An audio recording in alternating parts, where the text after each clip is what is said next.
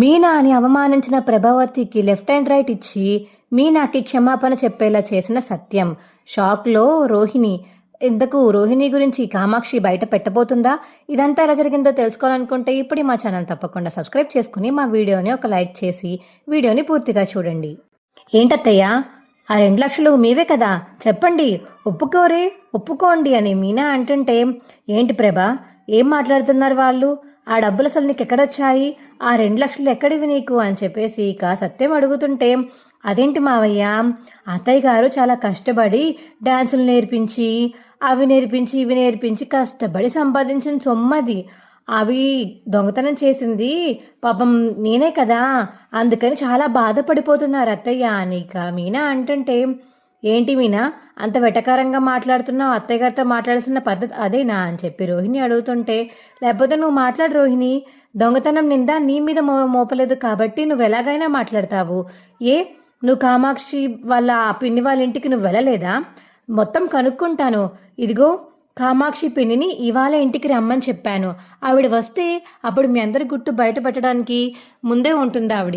ఎవరెవరు వచ్చారో ఎవరెవరు వచ్చి వెళ్ళారో అవన్నీ ఆవిడని అడిగి నేను తెలుసుకుంటాను అని మీనా అంటుంటే, ఇదేంటిది, అనవసరంగా అత్తయ్యకి సపోర్ట్ చేశానేమో, ఇది తిరిగి తిరిగి నా మెడకి చుట్టుకునేలా ఉంది అని రోహిణి అయితే మనసులో అనుకుంటుంది. ఇప్పుడు ఆవిడని ఇక్కడికి పిలవడం ఎందుకు? ఆల్రెడీ తెలిసిపోయింది కదా దొంగతనం నువ్వే చేసావని అని రోహిణి అంటుంటే, ఏది నీ దగ్గర ప్రూఫ్ ఉందా పార్లర్ అమ్మ?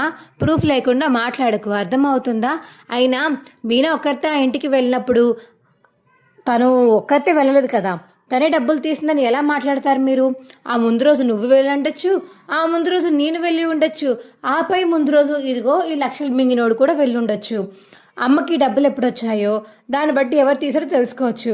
అయినా ఇది ముందు సైడ్ ట్రాక్కి వెళ్ళిపోతుంది, అదంతా పక్కన పెట్టండి. ముందు దొంగతనం చేసింది ఎవరన్నది కాదు, ఆ డబ్బులు అసలు ఎవరివి, మీకు ఎక్కడి నుంచి వచ్చాయి అని చెప్పేసి మీనా బాలు అడుగుతుంటే, చెప్పవే, అడుగుతున్నాడు కదా చెప్పు అని సత్యం అంటాడు. అది అని చెప్పేసి ప్రభావతి అయితే తడబడుతుంటే, నేను చెప్తాను అత్తయ్య, మీరంతలాగా తడబడాల్సిన అవసరం లేదు, నాకు తెలుసు మీకు ఆ డబ్బులు ఎక్కడి నుంచి వచ్చాయా అని మీనా అంటుంటే, ఇదేంటి మీనాకెలా తెలుసు అని మనసులో అనుకుంటుంది ప్రభావతి. ఏంటమ్మా, ఎక్కడి నుంచి వచ్చాయా డబ్బులు మీ అత్తయ్యకి? 2 లక్షలు అసలు ఎలా వస్తాయి? మీ అత్తయ్య కొంతమంది పిల్లలకి మాత్రమే కదా డాన్స్ నేర్పుతుంది, వాళ్ళ ఫీజు కింద కూడా ఫస్ట్ నెల తీసుకోనని చెప్పింది, అలాంటిది మీ అత్తయ్యకి అంత డబ్బులు ఎక్కడే వస్తాయమ్మా అని సత్యం అడుగుతుంటే, అదే మావయ్య, నేను మా తమ్ముడి కోసం లాయర్కి 5 లక్షలు కూడబెట్టి వెళ్ళాం కదా. అవును, దానికి దీనికి సంబంధం ఏంటమ్మా? చెప్తున్నాను మావయ్య, 5 లక్షలు తీసుకువెళ్ళి మేము లాయర్కి ఇస్తే ఆ లాయర్ వెళ్ళి అత్తయ్యకి ఇచ్చారు 2 లక్షలు, అందుకని అత్తయ్య ఆ కేసు వెనక్కి తీసుకున్నారు, లేకపోతే ఆవిడెందుకు వెనక్కి తీసుకుంటారు? ఇప్పుడు పోయిన 2 లక్షలు అత్తయ్యవే, అవి ఎలా అనుకుంటున్నారు? దొంగ సొమ్ము కదా, దొంగ సొమ్ము కాబట్టి లోపల బీరువాలో పెట్టకుండా కిచెన్ రూమ్లో పప్పులు దాంట్లో పెట్టారంట, అవి ఎవరు తీసేసుకున్నారో తెలీదు. నేను వెళ్ళాను కాబట్టి, నా తమ్ముడు దొంగతనం చేశాడు కాబట్టి నా మీదకి నెట్టేశారు మావయ్య. ఆ 2 లక్షలు కూడా నేను మా ఆయన కష్టపడి అక్కడ ఇక్కడ అప్పు చేసి తీసుకొచ్చిన డబ్బులే ఆ లాయర్ తీసుకెళ్ళి అత్తయ్య గారికి ఇచ్చే, ఆ అత్తయ్య గారు అవి దాచుకున్నారు ఆ పప్పుల డబ్బులు, ఆ డబ్బులు మావయ్య అని మీనా చెప్పేసరికి, ఏంటమ్మా మీనా, ఏం మాట్లాడుతున్నావు నువ్వు? అవును, నేను కామాక్షి పిన్ని వాళ్ళ ఇంటికి వెళ్ళి ఇదంతా నిజం తెలుసుకుని వచ్చాము అని మీనా చెప్పడంతో, ఏంటి ప్రభా, అసలు బుద్ధుందా బుద్ధి లేదా నీకు? అసలు ఎలా తయారయ్యావు ప్రభా నువ్వు? అసలు కోడలి వాళ్ళ తమ్ముడిని లాయర్ దగ్గర డబ్బులు తీసుకుని మరీ కేసు వెనక్కి తీసుకున్నావా? లేకపోతే తీసుకోవా? నువ్వు ఇలా కేసు వెనక్కి తీసుకున్నందుకు నేను ఎంత పెద్ద హృదయమో అనుకున్నాను. నువ్వు చాలా చాలా మంచిదానివి, ఇన్ని రోజులు నిన్ను అపార్థం చేసుకున్నాను, ఇప్పటికైనా మారావని చాలా సంతోషపడ్డాను. కానీ నువ్వు చేసే పనులు ఇవా? అసలు నాకు ఎంత కోపం వస్తుందంటే చెప్పలేకపోతున్నాను అని చెప్పేసి సత్యం అంటుంటే, అందులో తప్పేముంది నాన్న, లాయర్ వీళ్ళ దగ్గర 5 లక్షలు తీసుకున్నాడు, అలాగే అమ్మ కూడా వాడి దగ్గర 2 లక్షలు తీసుకుంది, కేసు వెనక్కి తీసుకుంది, తప్పేముంది?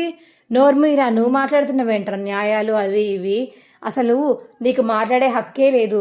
మీ అమ్మ నువ్వు ఇద్దరు కలిసి మీనా నగలు దొంగతనం చేసినప్పుడు మీనా ఏనాడన్నా ఏమన్నా మాట అందా? పోన్లే పాపం ఇంక తీసుకున్నారు కదా, తన మీదకి నెట్టిన దాకా తను కూడా ఏం మాట్లాడలేదు.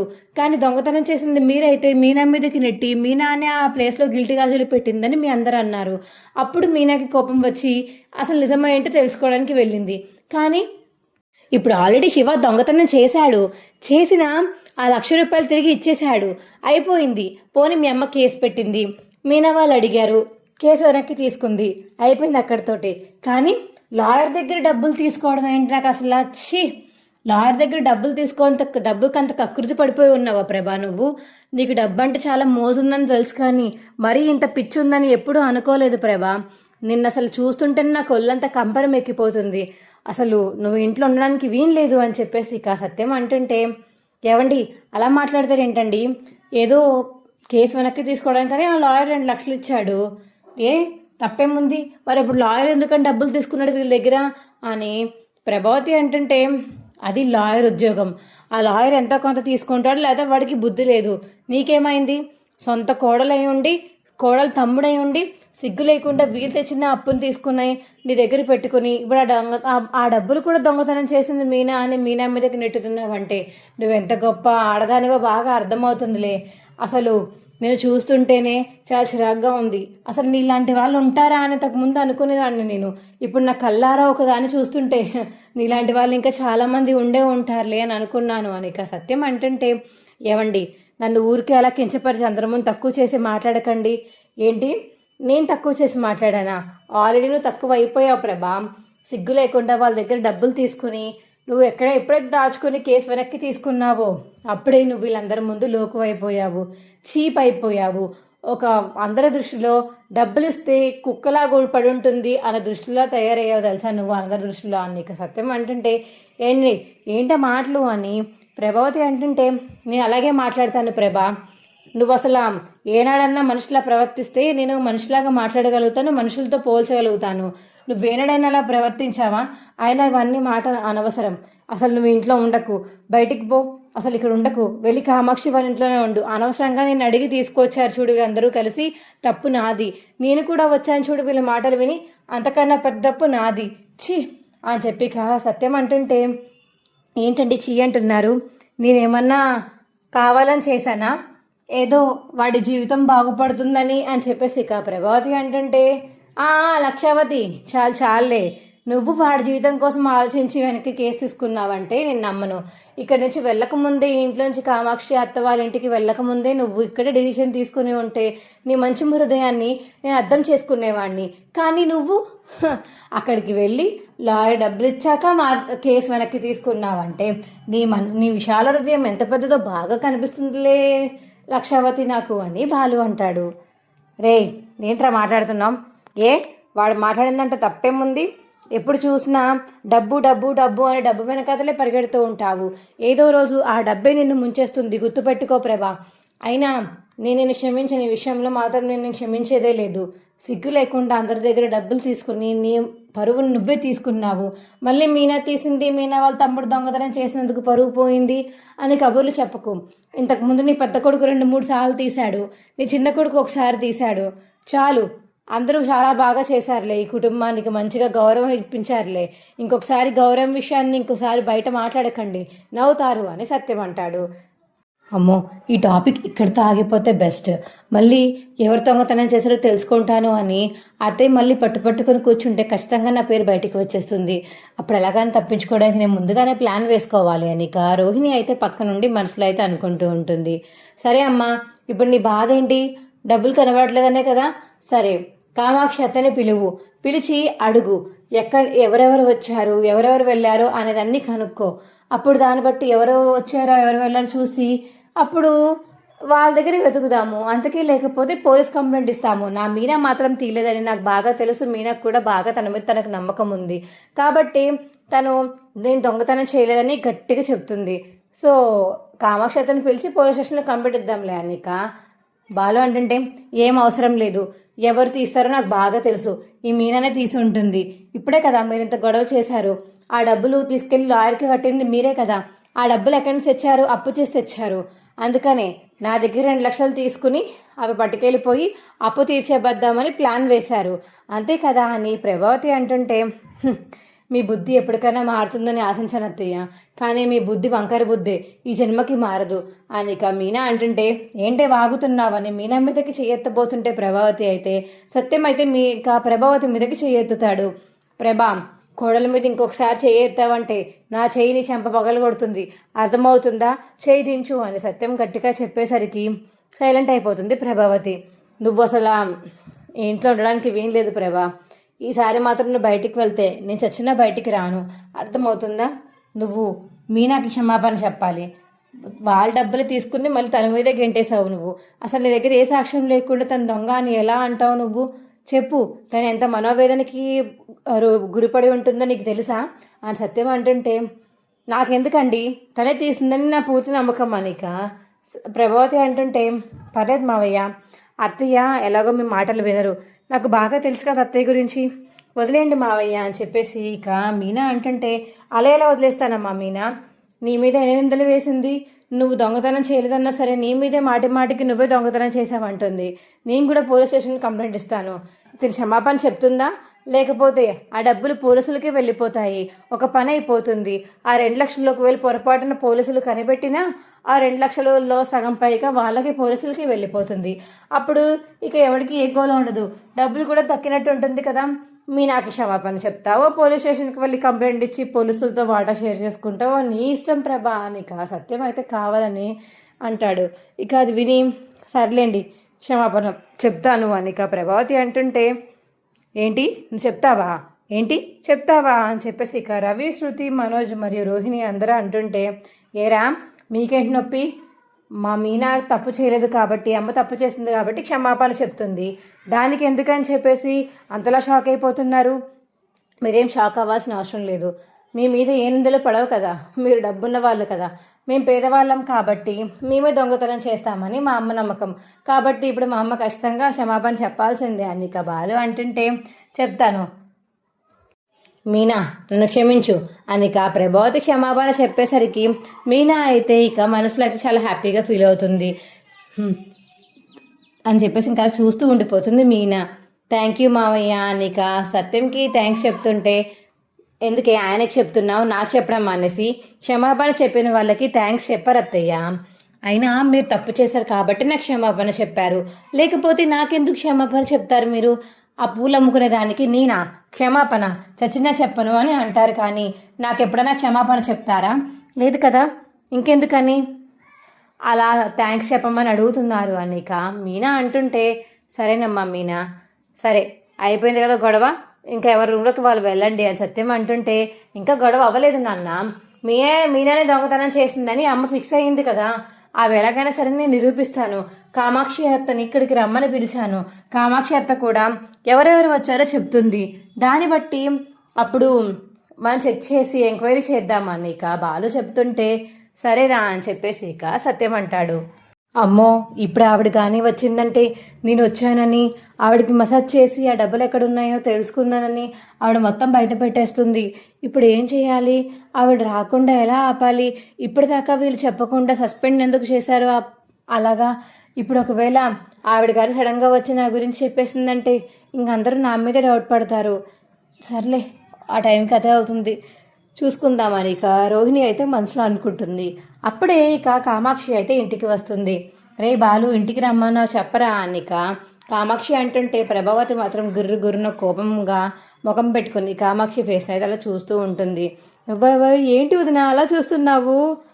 ఏం లేదు కామాక్షి అని ఇక ప్రభావతి అంటుంటే, మా అమ్మకి పూనకం వచ్చిందిలే అత్త, నిజం చెప్పేశావు కదా, ఇప్పుడు నీ మీద కక్ష తీర్చుకోవాలి, అందుకని ఉడికిపోతుంది రక్తం అని చెప్పేసి ఇక బాలు అంటుంటే, రే మొత్తం చెప్పేశావా, నేనే చెప్పానని చెప్పేసావా, డబ్బులు ఎలా పెట్టిందో అక్కడ అని చెప్పేసి ఇక కామాక్షి అడిగేసరికి, ఏం చేయమంటావు అత్త, మరి మా మీనని దొంగ అంటుంది కాబట్టి ఆ డబ్బులు అసలు ఎవరు కొట్టేశారో, అసలు మీకు ఎలా వచ్చాయో తెలుసుకుందామని మీ దగ్గర వెళ్ళవేశాను, మీరు చెప్పేశారు, అయిపోయింది, అదే రికార్డ్ చేసి ఇక్కడ కూడా మా నాన్నకి చూపించాను అంతే అని ఇక బాలు అంటుంటే, మంచి కొడుకువేనయ్యా నువ్వు, చాలా మంచి కొడుకువి, సర్లే కానీ ఏంటి నన్ను ఎందుకు పిలిచారు ఇలాగా?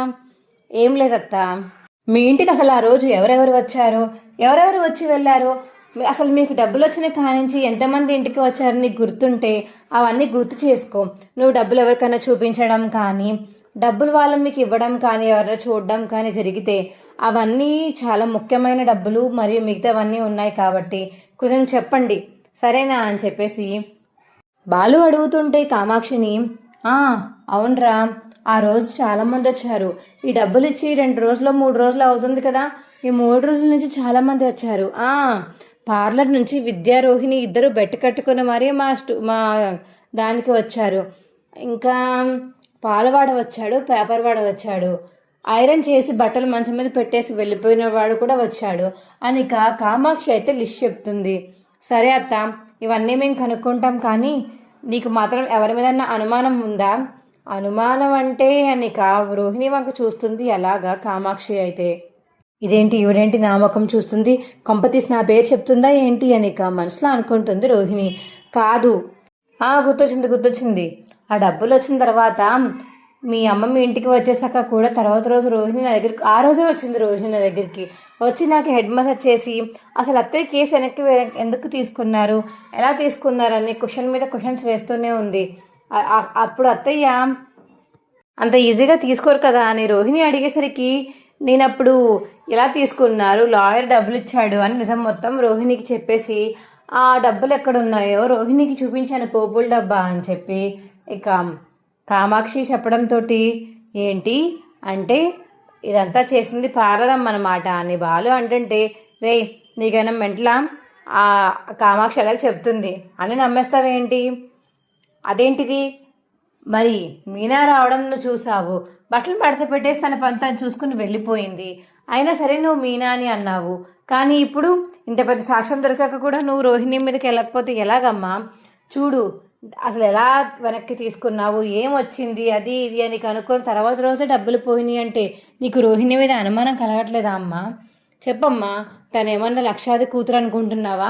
తను లక్షాది కూతురు అయి ఉంటే ఇలాంటి చిన్న దొంగతనాలు ఎందుకు చేస్తుంది, అందరి మీద ఎందుకు పెడుతుంది ఛే అని చెప్పేసి ఇక బాలు అంటుంటే ప్రభావతి స్లోగా ఇక రోహిణి దగ్గరికి అయితే వెళ్తుంది. ఏం రోహిణి, నా డాన్స్ స్కూల్లో డబ్బులు తీసింది నువ్వేనా, నిజం చెప్పు రోహిణి అని చెప్పేసి ఇక ప్రభావతి అంటుంటే, చాలా బాగా చేసావు రోహిణి, ఇంత బాగా చేసావంటే అంత బాగా చేసావు, నా నమ్మకం మొత్తం నీ మీద వీడి మీద పెట్టుకున్నందుకు ఇద్దరికిద్దరు బాగానే చేశారులే నాకు, చిచ్చి అని చెప్పేసి ఇక ప్రభావతి అంటుంటే, అవును మరి మీ నాన్న మలేషియాలో ఉంటారు కదా రోహిణి, డబ్బులు టక్మని పంపించేస్తారని చెప్పేసి అన్నావు, ఏది రాదే అని చెప్పేసి ఇక ఇంట్లో వాళ్ళందరూ అడిగేసరికి, అత్తయ్య నేనేమీ కావాలని చేయలేదు మనోజ్, అది ఆ రోజు అర్జెంట్ అయ్యి ఉండి అప్పు తీసుకుందాం అనుకున్నాను, కానీ మా నాన్న రెస్పాండ్ అవ్వలేదని అప్పు తీసుకుందామని వెళ్ళాను.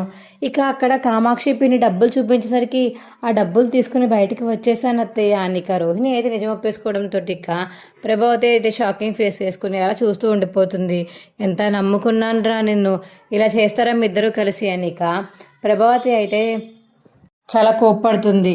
నా నిజాన్ని బయటికి తెప్పించడమే కాక ఈ 2 లక్షలు పోవడం వల్ల నా నిజం మొత్తం బయటికి పడింది, మీది కూడా రోహిణి బండారం కూడా బయటపడింది.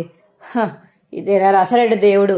కానీ రోహిణి, నువ్వు మాత్రం మా మనసుతో కలిసి ఉండడానికి ఏం లేదు, నువ్వు బయట ఉండు, 4 రోజుల దాకా నాకు కోపం తగ్గదు, నువ్వు బయట ఉండి ఎక్కడుంటావో అక్కడ ఉండిరా, మీ నాన్న డబ్బున్నవాడే కాబట్టి ఆ డబ్బులు తీసుకుని ఏదో ఒక రూమ్లో ఉండు అని చెప్పేసి ఇక ప్రభావతి అయితే ఇక రోహిణికి వార్నింగ్ అయితే ఇస్తుంది.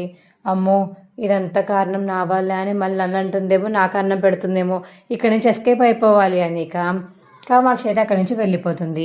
మా వీడియో మీకు ఎలా అనిపించిందో కింద కామెంట్ సెక్షన్లో తెలియచేయండి. మా వీడియో కనుక నచ్చితే మా వీడియోని లైక్ చేసి తప్పకుండా మా ఛానల్ సబ్స్క్రైబ్ చేసుకోండి. పక్కనే ఉన్న గంట సింబల్ మీద క్లిక్ చేసి నోటిఫికేషన్స్ ఆల్లో పెట్టుకోండి. అప్పుడే మేము చేసే వీడియోలు మీకు రోజు వస్తుంటాయి. Bye friends.